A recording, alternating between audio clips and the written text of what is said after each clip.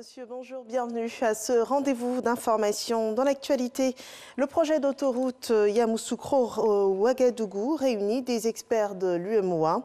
Depuis mercredi à Yamoussoukro, des experts du Mali, du Burkina Faso et de la Côte d'Ivoire travaillent dans le cadre du programme économique régional FER. Le projet d'autoroute Yamoussoukro-Ouagadougou et l'aménagement du corridor Abidjan-Ouagadougou-Bamako. En Côte d'Ivoire, le ministère de l'Agriculture collabore avec les Nations Unies pour la numérisation des chaînes de valeur agricoles. Ainsi, le ministre Kobena Nkwasi Adjoumani a échangé avec le représentant spécial de l'ONU pour la finance inclusive. 4 initiatives pilotes devraient permettre d'assurer l'inclusion financière dans ce secteur. On en parle avec Lanciné Bakayoko. Ces échanges virtuels avec le ministre de l'Agriculture et du Développement rural, Kobena Nkwasi Adjoumani, sont motivés par la fragilité des acteurs agricoles ivoiriens, notamment en matière d'accès au crédit et au financement. Une situation que Sa Majesté la Reine Maxima des Pays-Bas, mise en mission par les Nations Unies, veut changer via une inclusion financière aboutie. Les coopératives ne sont pas toujours très agiles. Donc, il faut faire attention dans les mouvements mutuels, qui sont de très bons mouvements, mais pas tellement agiles pour faire des numérisations, etc. Donc, il faut vraiment se concentrer. Développer des plateformes d'information pour le financement des acteurs agricoles, étendre la connectivité numérique aux zones rurales reculées, combiné à la promotion du e-service, mettre en place un mécanisme qui permette aux banques de proposer des offres de crédit et asseoir un système de paiement numérique. Ce sont les 4 initiatives pilotes prises par le ministre Kobena Nkwasi Adjoumani pour assurer l'inclusion financière des filières agricoles ivoiriennes. Notre objectif aussi, c'est de proposer des systèmes de financement innovants dans l'optique même de catalyser les investissements du secteur privé dans le domaine agricole. D'un point de vue stratégique, l'accès au crédit à moyen et long terme constitue pour nous une orientation majeure. Les projets agricoles portés par le gouvernement ont toujours inclus des approches liées à l'accès au crédit agricole, principalement les projets financés par la Banque mondiale et la Banque africaine de développement.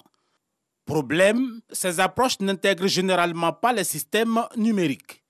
La digitalisation des paiements demeure une opportunité pour mieux assurer l'inclusion financière du monde agricole, surtout pour les femmes qui sont vraiment présentes au niveau de la commercialisation des produits vivriers et dont l'activité demeure encore informelle. Cette nouvelle coopération bilatérale entre la Côte d'Ivoire et la communauté internationale devrait prendre en compte toutes les filières agricoles. Pour l'heure, 2 filières vont être choisies à titre expérimental, probablement le café et le cacao. Parlons à présent de justice internationale. Karim Khan a succédé à Fatou Bensouda comme procureur de la Cour pénale internationale à La Haye. Parmi les premiers dossiers du nouveau procureur de la CPI, une demande d'enquête concernant le Tchad. Il s'agit de crimes de guerre et de crimes contre l'humanité présumés commis depuis 1 an par l'armée nationale tchadienne contre la rébellion, mais aussi contre la population civile depuis la prise du pouvoir par le Conseil militaire de transition. Le rapport annuel de l'Agence de l'ONU pour les réfugiés a été publié ce vendredi. Le nombre de personnes fuyant les guerres, les persécutions et les exactions a atteint un record de 82,4 millions, un chiffre 2 fois plus élevé qu'il y a 10 ans. D'après ce rapport, le nombre de réfugiés, de personnes déplacées à l'intérieur de leur pays et de demandeurs d'asile a progressé de 4% en 2020 par rapport au chiffre déjà record de 79,5 millions fin 2019. Élection présidentielle en Iran. Un peu plus de 59 millions d'Iraniens sont appelés aux urnes ce 18 juin pour élire leur nouveau président pour une période de 4 ans. Le Conseil des gardiens de la Constitution, un organe de surveillance chargé de valider les candidatures et de superviser les élections, n'avait retenu que 7 candidats. Depuis, 3 se sont retirés et aujourd'hui, le candidat conservateur Ebrahim Raïssi reste le principal favori et selon les derniers sondages, il pourrait obtenir plus de 62% des voix dès le premier tour.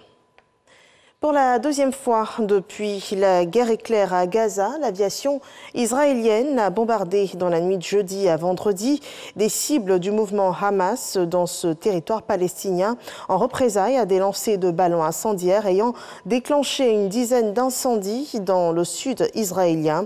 L'armée a affirmé avoir ciblé un site militaire du Hamas et un site de lancement de roquettes situés respectivement à Gaza et à Khan Younes, ville du sud dans cette enclave, sous blocus israélien depuis près de 15 ans.